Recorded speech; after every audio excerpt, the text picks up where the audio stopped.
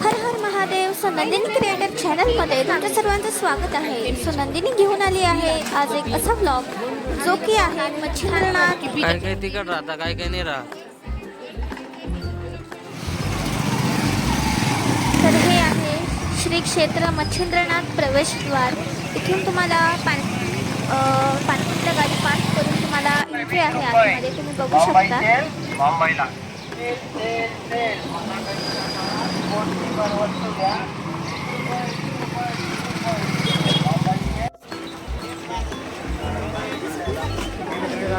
हे लोकेशन मढी इथे येतं. मढीला गेल्यावरती तुम्हाला कानिफनाथांचंही दर्शन करायचं आहे आणि मच्छिंद्रनाथही जवळजवळच आहे.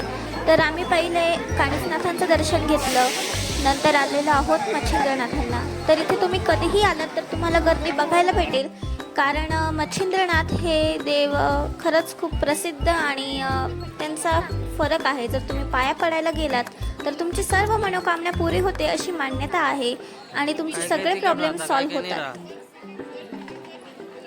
मच्छिंद्रनाथ हे नाथ पंथांचे आद्य गुरु असून ब्रह्मदेवाचे वीर्य माशाने मच्छ गिळल्याने तिच्या उदरातून त्यांचा जन्म झाला होता. शंकराकडून गुप्त ज्ञान ऐकल्यामुळे ते ज्ञानी झाले.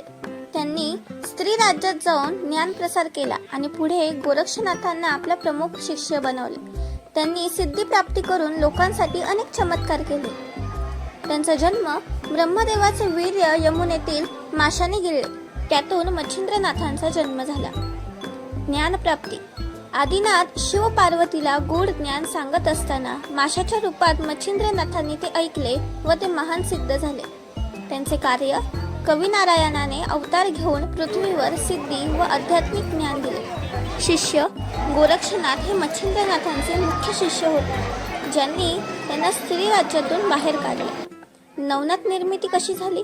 कलियुगात धर्माच्या रक्षणासाठी या नाथ पंथांची निर्मिती झाली आहे.